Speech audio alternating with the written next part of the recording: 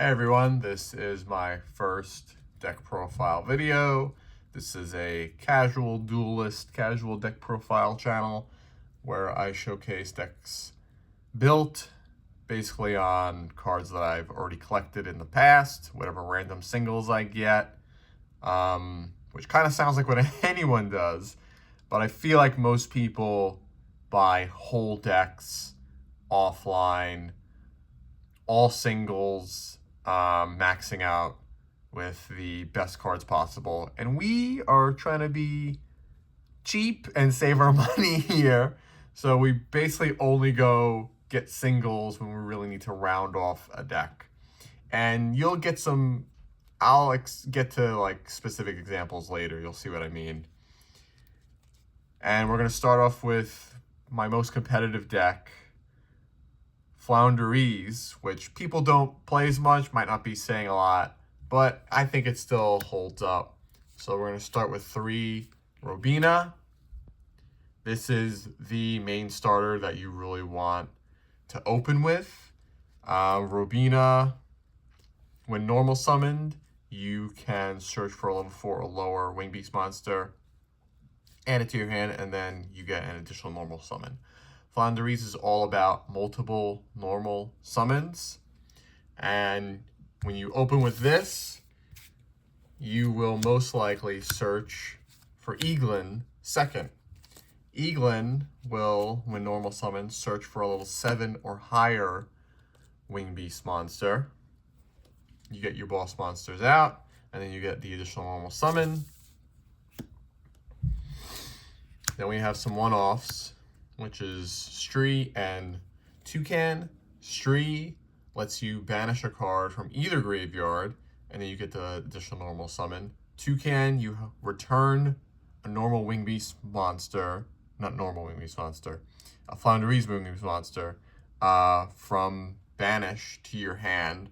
So these, they're nice to have as extenders, but not really nice to open with because you need something banished, you need something in the grave to get their additional normal summons out. And then we got our boss monsters. M-Pen, this is pretty much who you want to get out first. He can search for a Floowandereeze spell or trap. He can prevent your opponents from activating effects of special summon attack position monsters. And then he's got a battle effect, quick effect, that you can banish a card and half the opponent's monster attack and defense. And then Snoll is next up. Snoll is who you want to get out second. Ideally, you want to get this out on your opponent's turn when using map, which we'll go into later. Snoll gets you additional normal summons, but its main effect is that you can banish a card from your hand and flip all their special summon monsters face down defense position. And then it has piercing damage to add on top of it. And then here's what I was kind of talking about earlier. People do play Rise of the Mega Monarch, but people do not play the regular Storm Monarch because it's not searchable because it's a level 6. Eaglin can only search level 7. But it has come in handy in the opening, especially when you can only pull off one of the birds. So you only have one extra normal summon that you can do. And he helps clear the field. He does as well, because this deck doesn't really have a lot of removal effects. Then we got Ash, because that's pretty much self-explanatory. Works pretty much anytime you draw, it's always useful. I used to run 3D shifters, but it's down to 1, so I don't think it's worth it. Because unless you open with it any other time you draw it, you're going to have something in your graveyard. It's not going to be worth it. This is the main spell, the Magnificent Map. Lets you perform an additional normal summon on your turn and lets you normal summon on your opponent's turn, which is amazing. Then we got Unexplored Winds. This lets you use your opponent's monsters to tribute summon yours which is another good removal. It also has the ability to, you can shuffle winged beast monsters back into the deck and then draw equal amount. It's like up to 2.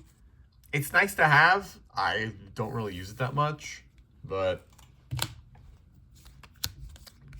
Then we got our Searcher, Floowandereeze in the Advent of Adventure. Banish winged beast monster, which can kind of make this a dead card sometimes if you open this and you open all spells and traps. But it's still essential nonetheless. Search for Floowandereeze monster or spell, and then you can get some life points out of it. Then we got our non-engine Dimensional Fisher. This makes up for no Shifter. We don't care about our graveyard here because pretty much all the Floowandereeze cards have the ability. First of all, they don't go to the graveyard when they're meant to, and they have the ability to return to your hand from the banish zone. So we don't care about that. And then pretty much the rest is just draw power. Ring Requital. Don't know if I'm saying that right. That's fine. This is another card where it's like, I happen to just have 2 of these, and they fit in the deck. All monsters you control must be winged beast monsters. You control at least 2 with different names. Pay 600, draw 2. This is a little tricky because you can't do it like mid-combo where you get Robina out and Eaglin out.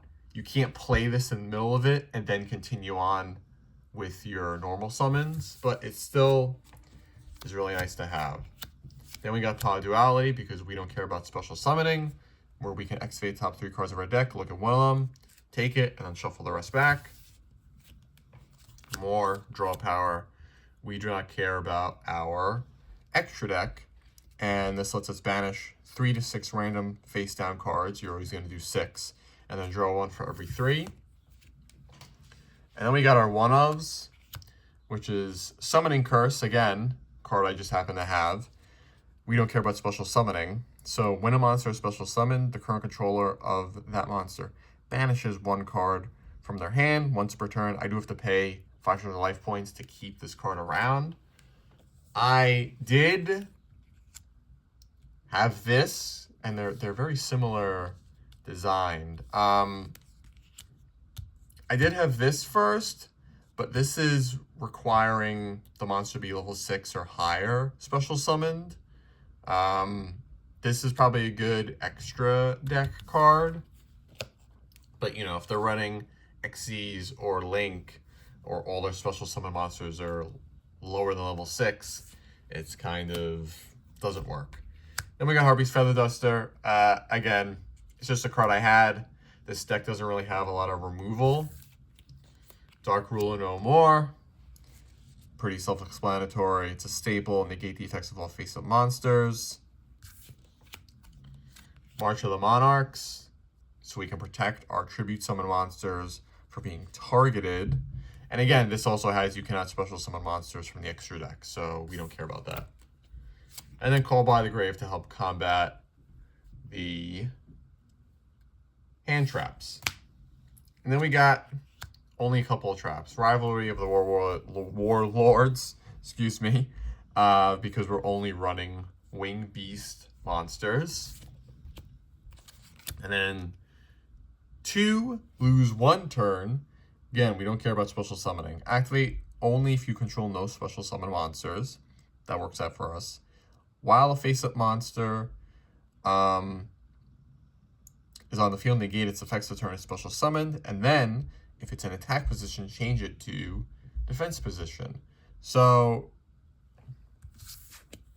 that works out very nicely for us.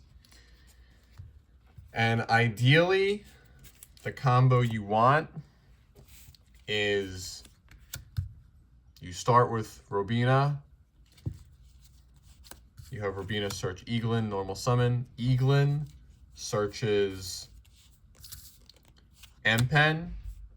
When Empen is summoned, you can return these 2 from the banish to your hand. Empen will grab Map. What's really good is if you already have Map, then you can have Empen grab Unexplored Winds, because then you can use this and this on your opponent's turn to get rid of their removal and bring out Snow. And that's pretty much the usual opening board. And then I'll show it anyway, but we don't care about our extra deck. So, as you can see, this is really the theme of my channel, of where I am just using what I have. There's no really, like, these three cards.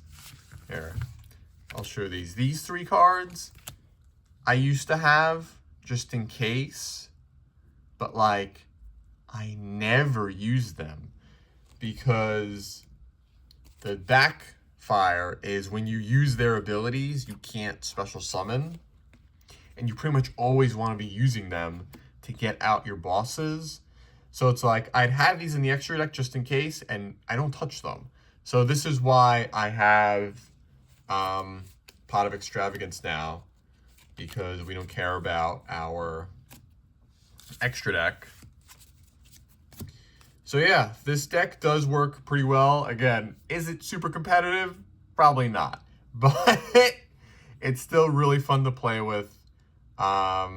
It still holds up. You know, I can actually play against modern decks with it and have a little bit of back and forth. And hopefully that gives you a good idea of what this channel is going to be about. We got cheap decks using cards that we already have, and we're just going to have fun.